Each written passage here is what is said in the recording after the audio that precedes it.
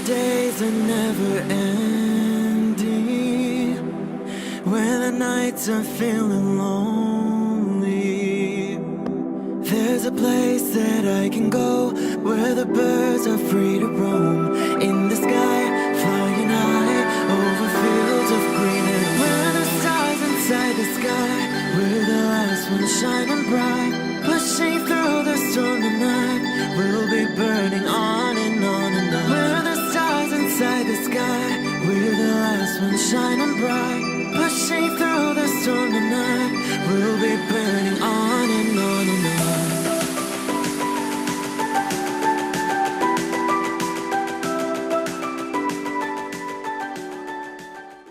Hello Virgo, this is Inspire 2016 with your weekly tarot reading for the week commencing the 23rd until the 30th of July 2018. The first card for you is representing, how do you feel about yourself? Your card is the Queen of Swords. This card represents the sternness of a mature intellect which is devoid of emotion. This card also represents the intellect's ability to judge and discern impartially, without the influence of emotion or sentimentality. She likes to know the how, what, why, where, when and who of everything to help her make sense of her environment and to better understand others. It is not that she does not care about others, but she connects to other people through an intellectual understanding rather than an emotional understanding. The Queen of Swords is a sign that you need to be independent in thought and in judgment. You must use your unbiased intelligence in order to make a judgment of a particular situation, drawing upon every piece of information and fact that you have gathered along the way. Empathy or compassion towards others may distract you from the task at hand, so it is important that you think with your head and not with your heart at this particular time. Do not let emotion get in the way. Rather, use fact and logic to make your decisions. The Queen of Swords also has an innate ability to tell it like it is. She is a quick thinker and highly perceptive, and as such, she can cut through the noise and confusion to get straight to the point. There is certainly no beating about the bush, or softening of her comments, opinions and thoughts.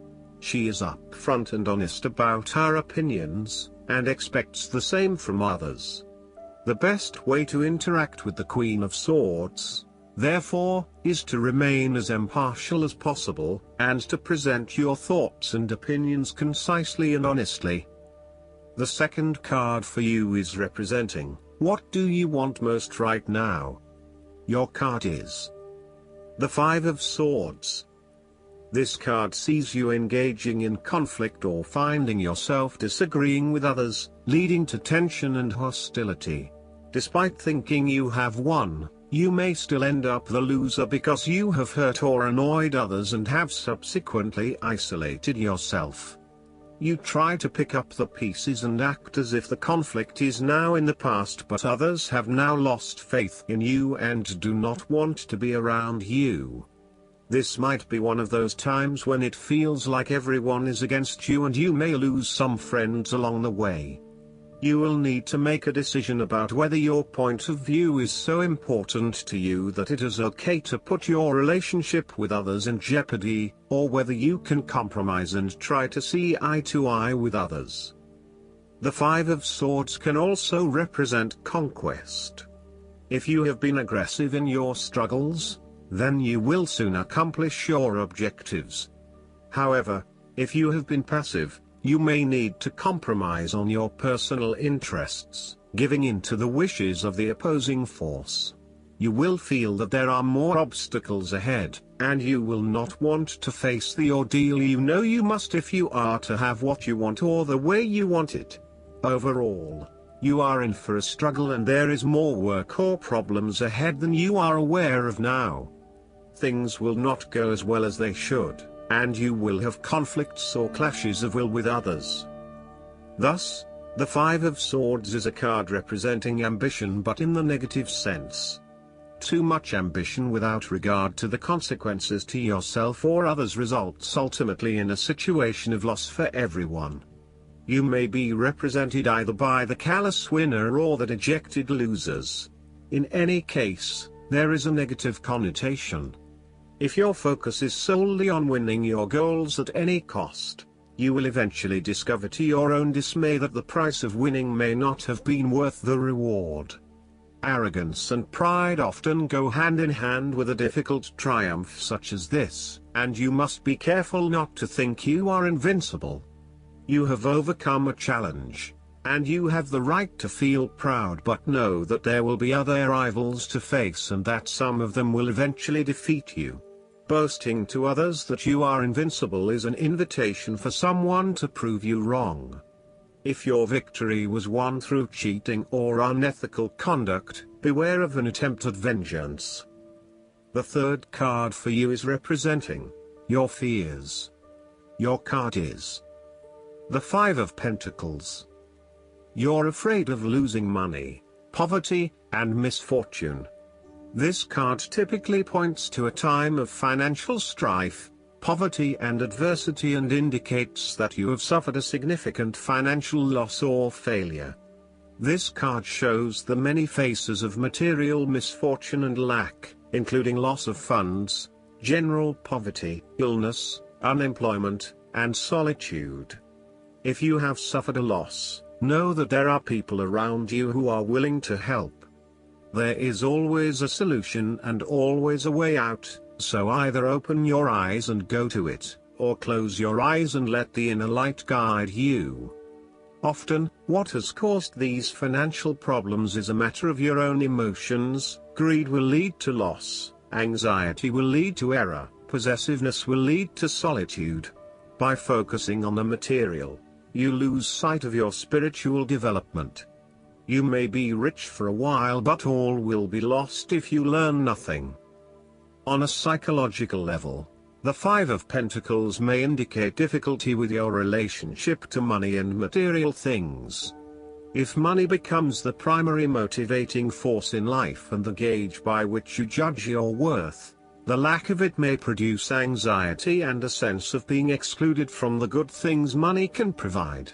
For example, if you are unfortunate enough to encounter financial difficulties such as the loss of employment or an investment gone belly up, you may fall into the trap of losing faith in your ability to recreate a positive financial situation for yourself.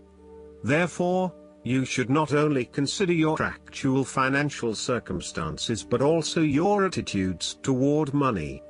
What fears do you have around money and wealth?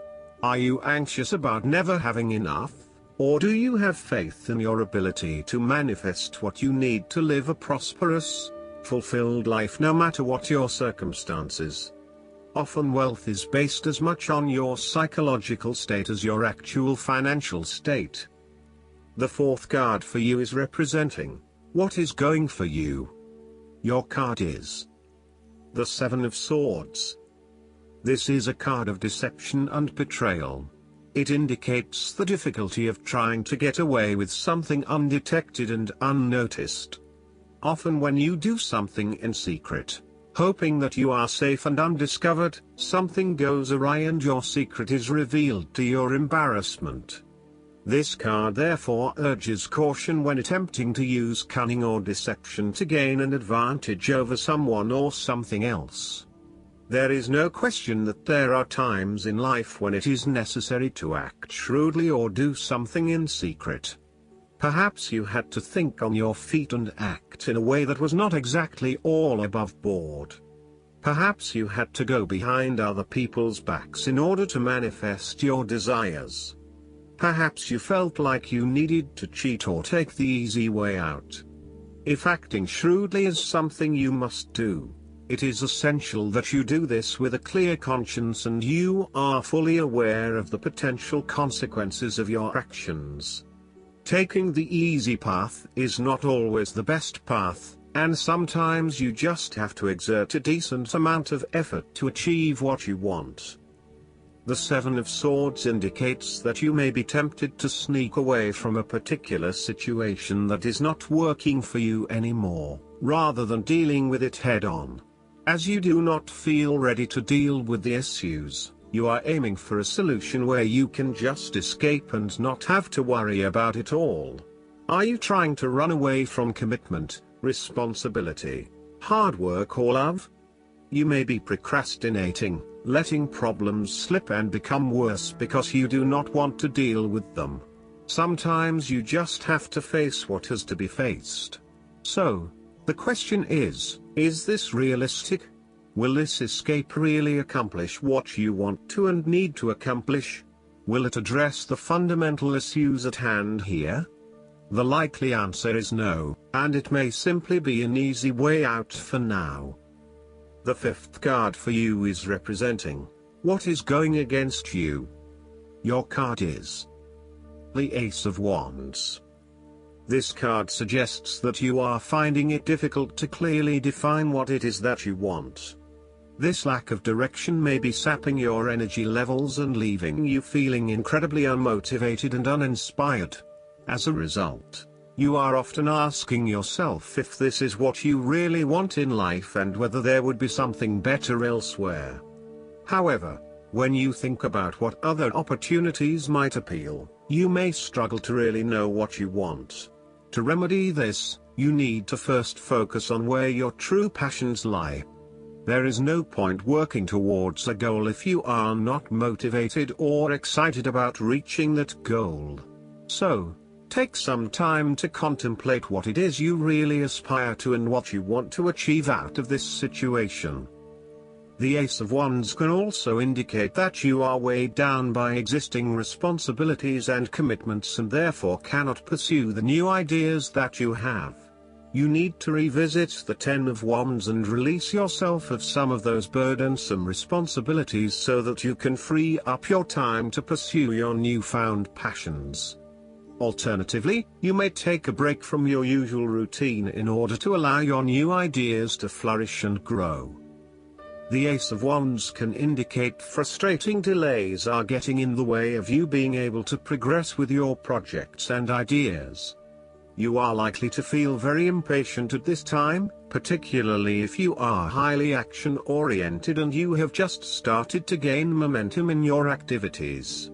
You might also be in a position where you have an amazing idea but you have not yet found the right outlet for that idea.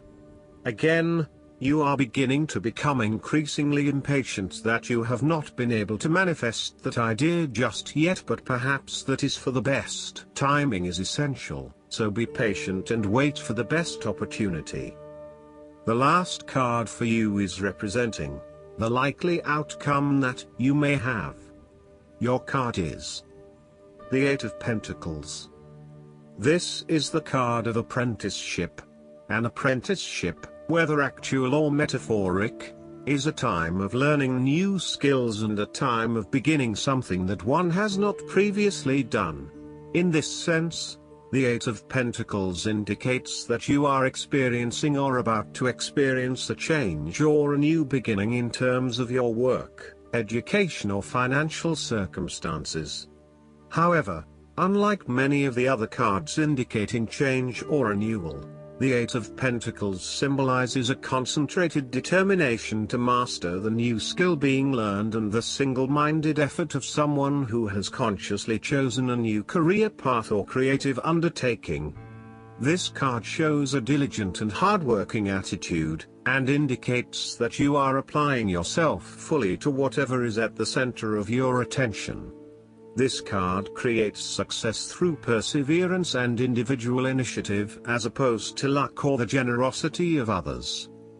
The Eight of Pentacles suggests you are working your way at the finer details of the various aspects of your life, in an effort to continuously improve your situation. You may be unhappy with your current state and you know you need to make some important changes in your life to increase your overall satisfaction.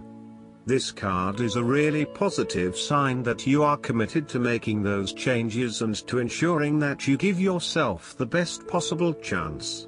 Overall, This is a very hard-working and conscientious energy that is present in your life. The Eight of Pentacles is encouragement to keep doing what you are doing, as it will eventually lead to success. Yes, it requires a lot of dedication, focus and patience, but as each day passes and as you stay true to your values and beliefs, you get a little closer to your goal. It may not be as apparent as you may like, but events are unfolding that will lead you to the right path. Continue working on yourself, too, and making ongoing improvements and adjustments to ensure that you are the best person you can be. Last but not least, the guidance card for you is the Ten of Summer. Spending time with your family and loved ones is critical to a rich and happy life. The people you call family may be those you're related to, or they may be people whom you have chosen as your beloved community. Either way, offering love and support to those closest to you, and accepting it in return, is very important. Make space for them in your life. It's worth investing time and energy in your primary relationships. You can have the happy home life you're seeking, filled with peace and emotional fulfillment. The couple from the Two of Summer card have created a beautiful life for themselves and their children. The butterfly boat near the shores of Avalon means that their emotional currents will continue to evolve and thrive. Additional meanings of this card: a happy marriage, people you can trust, relationships that last, feeling emotionally content, raising children wisely.